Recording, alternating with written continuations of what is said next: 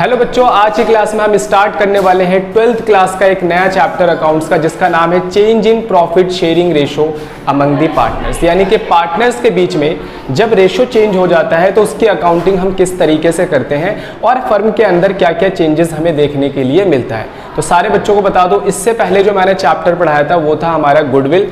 Goodwill के अंदर theory से लेकर पूरे न्यूमेरिकल तक हर एक चीज मैंने आपको अच्छी तरीके से कवर करवाई है। जिन बच्चों ने गुडविल चैप्टर नहीं देखा वो भी देख सकते हैं। तो आइए हम आज का चैप्टर स्टार्ट करते हैं। चैप्टर का नाम है change in profit sharing ratio among the existing partners. यानी कि फर्म के अंदर कोई नया पार्टनर नहीं आ रहा, कोई पार्टनर जा नहीं रहा, बल्कि पुराने पार्टनर्स का ही रेशो चेंज हो रहा है। एक एग्जांपल से आपको समझा देते हैं। मान लो बच्चों, दो पार्टनर है हमारे सामने, एक का नाम है एक्स और एक का नाम है वाई। ठीक है, इनका शेयर था 1:2। ठीक है, यानी कि ये 1:2 के अंदर शेयर करते थे। ये इनका ओल्ड रेशो है। अब दोनों ने मिलकर डिसाइड करा कि अब जितना भी प्रॉफिट होगा उसे हम बांटेंगे 1:1, यानी कि अब बराबर बांटेंगे। पहले जितना प्रॉफिट होता था उसका ज़्यादा प्रॉफिट ये लेता था और उससे कम प्रॉफिट ये लेता था। लेकिन अब ये दोनों प्रॉफिट, अब ये दोनों कैसे लेने वाले हैं प्रॉफिट बराबर। इसको हम कहते हैं चेंज इन, इसको हम कह देते हैं change in profit sharing ratio among the existing partner. यानी कि पार्टनर कोई नया नहीं आया, कोई पार्टनर बिजनेस से गया नहीं, बल्कि पुराने पार्टनर्स का ही क्या चेंज हो गया, रेशो चेंज हो गया। ठीक है, तो अब आपको इस चैप्टर का मतलब समझ में आ गया होगा लाइन का। Any change in existing agreement, कह रहा है कि एग्जिस्टिंग एग्रीमेंट में कोई भी चेंज आ जाना क्या कहलाता है, रिकॉन्स्टिट्यूशन ऑफ फर्म। ध्यान से समझना सारे बच्चे, यहां पर पहले एग्रीमेंट में लिखा था कि रेशो होगा 1:2। अब एग्रीमेंट में हमने लिख दिया रेशो होगा 1:1। इसे हम लोग कहते हैं रिकॉन्स्टिट्यूशन ऑफ फर्म। बेटा, रिकॉन्स्टिट्यूशन ऑफ फर्म का मतलब होता है फर्म के अंदर चेंज हो गया लेकिन फर्म अभी भी चल रहा है। इसे हम कहते हैं रिकॉन्स्टिट्यूशन ऑफ फर्म। यानी फर्म के एग्रीमेंट में चेंज हो गया लेकिन फर्म अभी भी चल रहा है। A firm is reconstituted in the event of, firm का रिकॉन्स्टिट्यूशन कब कब होता है, ध्यान से समझना। अगर रेशो चेंज हो गया पार्टनर्स के बीच में तो फर्म का रिकॉन्स्टिट्यूशन होता है।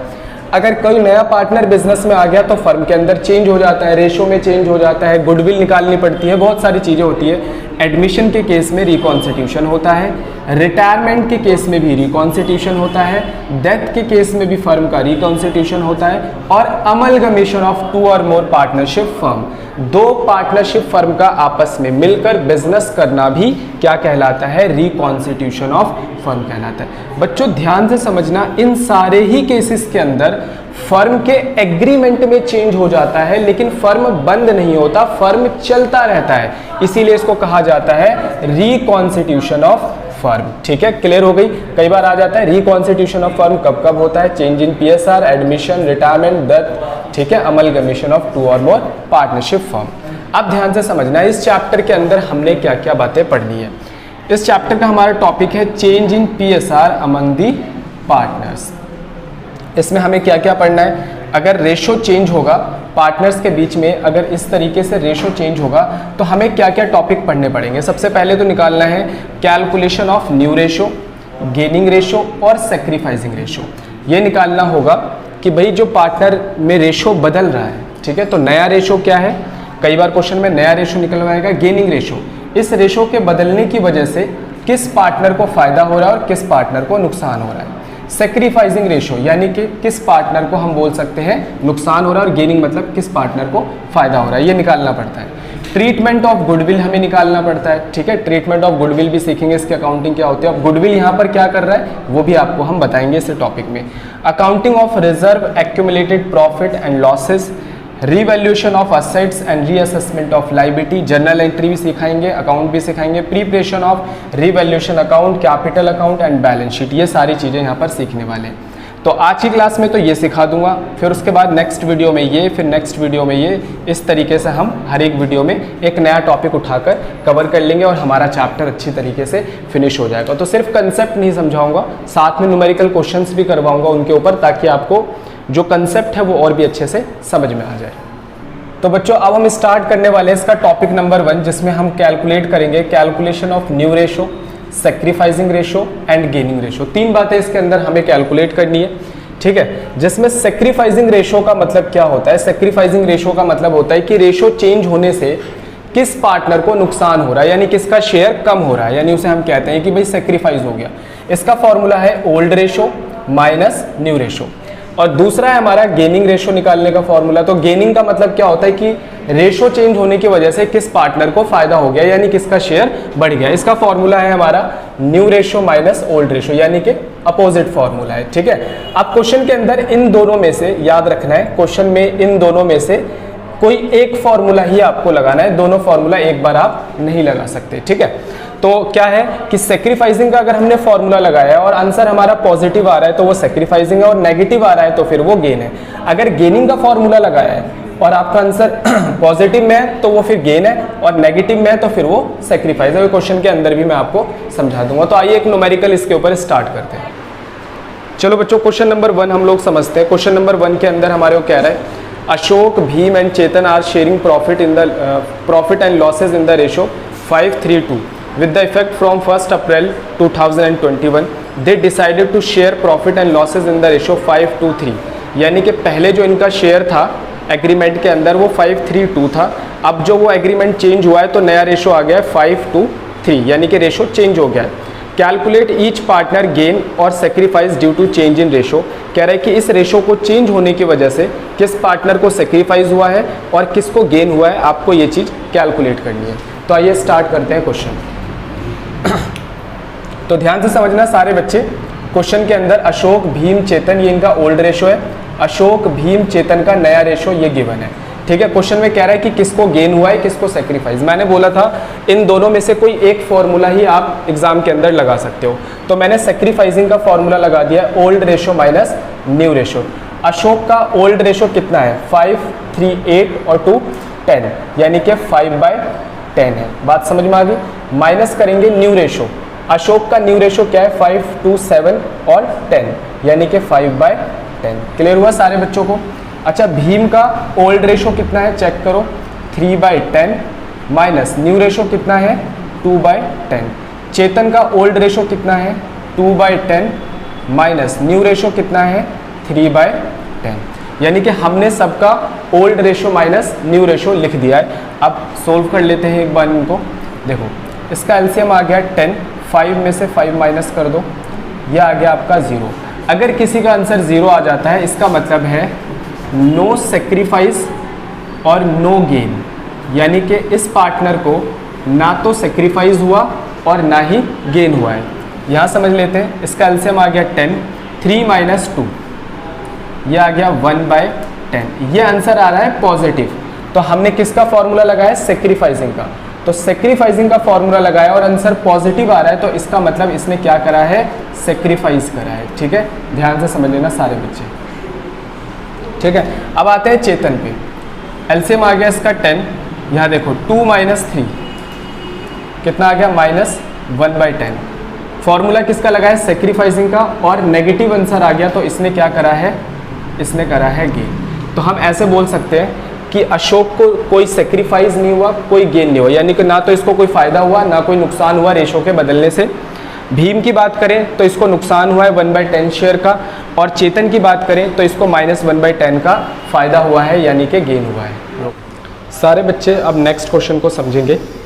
XYZ are sharing profit and losses 5:3:2 with effect from 1st April 2021 they decided to share profit and losses equally। पहले इनका ओल्ड रेशो था 5:3:2, अब इनका न्यू रेशो है इक्वली, मतलब 1:1:1। कैलकुलेट ईच पार्टनर गेन और sacrifice due to change in ratio. Ratio के change होने की वजह से किस पार्टनर को गेन हुआ है और किसको सेक्रीफाइस हुआ है, इस बात को हमें कैलकुलेट करना है। तो आइए स्टार्ट करते हैं। क्वेश्चन के अंदर बच्चों मैंने लिख दिया है XYZ का ओल्ड रेशो, XYZ का न्यू रेशो। इस बार मैं फॉर्मूला गेनिंग रेशो का लगा रहा हूँ, क्योंकि पिछली बार मैंने सेक्रीफाइसिंग का लगाया था। गेनिंग का फॉर्मूला होता है new ratio minus old ratio. ठीक है, तो न्यू रेशो पहले लिखना है x का, y का, z का। न्यू रेशो देखो ये रहा, x का 1/3, y का भी 1/3 और z का भी 1/3, माइनस ओल्ड रेशो माइनस कर लेते हैं इनके। ओल्ड रेशो है 5, 3, 8 और 2, 10, 5/10 3/10 और 2/10, ठीक है। एलसीएम ले लेते हैं बच्चों, एलसीएम आएगा इसका 30, 10 माइनस 15, यह आ गया आपका -5/30, ठीक है। तो इसको मैं काट भी सकता हूँ, 1/6, और ये किसका आ गया, माइनस का आ गया। फॉर्मूला किसका लगाया है, गेनिंग का, और गेनिंग का फॉर्मूला आपने लगाया और माइनस आ गया, तो इसका मतलब इसने क्या करा है, सेक्रीफाइस करा है, ठीक है। ध्यान रखना है इस बात को। अगले नंबर पे y का कैलकुलेट करते हैं। एलसीएम आ गया 30, 10 माइनस 9, यानी ये आ गया 1/30, ठीक है। अब देखो आपने फॉर्मूला किसका लगाया है, गेनिंग का, और आंसर आया है पॉजिटिव, इसका मतलब इसने क्या करा है, इसने गेन करा है। अगले नंबर पे इसका भी देख लेते हैं। एलसीएम आ गया आपका 30, यह आ गया 10 माइनस 6, कितना आ गया, 4/30 आ गया, यानी पॉजिटिव आ रहा है, इसने भी क्या करा है, गेन करा है। इस क्वेश्चन के अंदर y को फायदा हुआ 1/30 शेयर का, z को फायदा हुआ 4/30 शेयर का, और x को सेक्रीफाइस हुआ है 1/6 शेयर का, ठीक। बच्चों नेक्स्ट क्वेश्चन मैं आपके लिए पढ़ रहा हूँ। A B C are partner sharing profit and losses in the ratio 5:4:1, calculate new profit sharing ratio, sacrificing ratio, gaining ratio in each of the following cases. उसके बाद कह रहा है as per new agreement C acquire 1/5 share from A, कह रहा है कि सी 1/5 share acquire करता है फ्रॉम ए से, यानी कि इसके अंदर न्यू रेशो हमें गिवन नहीं है, तो हमें न्यू रेशो कैलकुलेट करना पड़ेगा। आइए सारे बच्चे समझना क्वेश्चन को। बेटा क्वेश्चन के अंदर ए बी सी 3 पार्टनर है, ये 5:4:1 इनका रेशो दिया हुआ है। As per new agreement C acquire 1/5 share from A, कह रहा है कि सी ने 1/5 शेयर किससे ले लिया, ए से ले लिया। अब ध्यान से समझना, ए के पास पहले कितना शेयर था बच्चों, इस बार हम न्यू रेशो निकाल रहे हैं। ए के पास पहले था 5/10 शेयर, ठीक है। अब ए से सी ने कितना शेयर लिया है, ध्यान से समझना। अब मैं बोलता हूं कि ए ने अपने शेयर में से कितना शेयर सी को दे दिया, 1/5, यानी ए के शेयर में से कितना कम हो जाएगा, 1/5 शेयर कम हो जाएगा, ठीक है। बिल्कुल सिंपल सी बात है। अच्छा बी का शेयर कितना था, 4/10, और सी का शेयर कितना था, 1/10, और सी ने ए से कितना शेयर लिया है, देखो लिखा हुआ है सी एक्वायर, एक्वायर मतलब होता है लेना, कितना, 1/5। तो सिंपल सी बात है, ए ने 1/5 दिया है तो ए में से माइनस, और सी ने 1/5 लिया है तो इसमें प्लस। बी में कोई भी चेंज नहीं होगा क्योंकि बी ने ना तो शेयर दिया और ना ही शेयर लिया है। एलसीएम निकाल लेते हैं। इसका एलसीएम आ गया बच्चों 10 आ गया, ठीक है। यहाँ पर आ जाएगा 5 माइनस 2 टाइम्स में आएगा 2 बन जा 2, यानी कि 3/10, ये इनका न्यू शेयर आ गया। इसके शेयर में कोई चेंज नहीं आएगा तो ये 4/10 ही रहेगा। अब इनका शेयर देख लेते हैं। ये आ गया एलसीएम 10, 1 + 2, ठीक है। ये आ गया आपका 3/10। तो अब आ जाते हैं इनके न्यू रेशो पे। न्यू रेशो क्या आ जाएगा, न्यू रेशो आ जाएगा हमारा ए बी और सी का। न्यू रेशो आएगा ए का, बी का और सी का, 3:4 और 3, ठीक है। 3:4 और 3। अगर हम बात करें गेन की, तो गेन किसको हुआ है, आप ध्यान से समझना। गेन किसको हुआ है, सी का शेयर बढ़ गया है 1/5, तो गेन किसने करा है, सी ने गेन करा है कितना, 1/5 शेयर। और अगर हम सेक्रीफाइस की बात करें तो सेक्रीफाइस किसको हुआ है, ए को, तो ए ने क्या करा है, सेक्रीफाइस करा है कितना, सेम उतना ही 1/5 शेयर। क्लियर हुआ।